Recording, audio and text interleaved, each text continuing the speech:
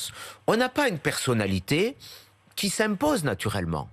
Personne ne s'impose naturellement. C'est pour ça que vous êtes candidat? Donc, pour porter des idées, parce que il n'y a pas un candidat qui spontanément réunit toutes les qualités pour s'affirmer comme le leader vers lequel tout le monde converge, comme ce fut le cas derrière Nicolas Sarkozy ou François Fillon.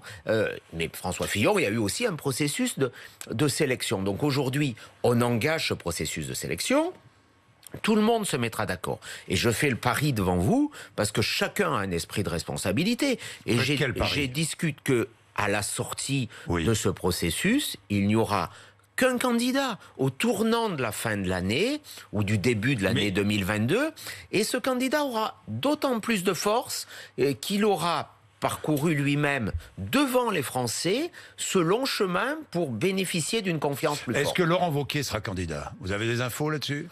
Je ne le sais pas. Vous ne le savez pas? Je pense plutôt qu'il le sera. Voilà. Bon, il le sera. Donc il a des idées. Valérie Pécresse. Xavier Bertrand, lui, marche de son côté. Comment voulez-vous qu'en janvier, tout le monde se retrouve? Et s'il y avait deux candidats à droite? C'est pas possible. Deux candidats à droite. C'est pas possible? S'il y a deux candidats à droite, c'est même pas la peine d'y aller.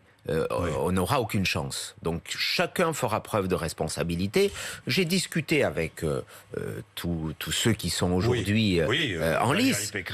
J'ai vu Xavier Bertrand, j'ai vu Valérie Pécresse cet été. Ils sont tous animés par un esprit de responsabilité. Et on le sera tous, et en tout cas personnellement, je le serai avec cette volonté de porter encore une fois, moi ce qui m'importe, c'est que alors que la France, les Français adhèrent de plus en plus, massivement, aux idées qu'on peut qualifier de droite.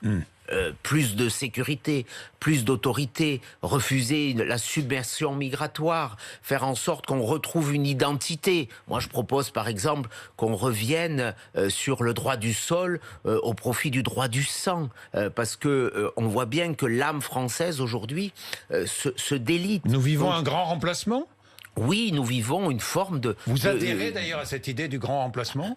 Les chiffres le démontrent que notre société, parce que nous accueillons aujourd'hui des étrangers, c'est pas tellement le problème d'accueillir des étrangers, c'est de ne pas avoir la capacité de les assimiler, de faire en sorte qu'on ait des Français un peu par hasard qui viennent... regardez, sous le quinquennat d'Emmanuel Macron, plus de 2 millions de titres de séjour.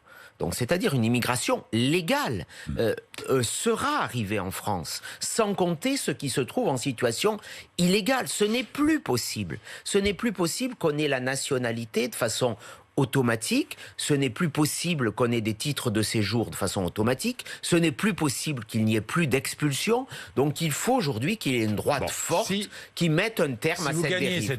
Si vous gagnez cette primaire, Éric Ciotti, est-ce que il serait logique que Xavier Bertrand ou Valérie Pécresse se rangent derrière vous? Oui. Vous leur poserez, la question. On aura un débat. En tout cas, moi, ce que je souhaite, c'est que on ait pour gagner, il faut des idées fortes et il faut une incarnation. Moi, je porte ces idées aujourd'hui et les échanges, les débats qu'on aura conduiront à une incarnation. J'ai la faiblesse de le croire. Bon.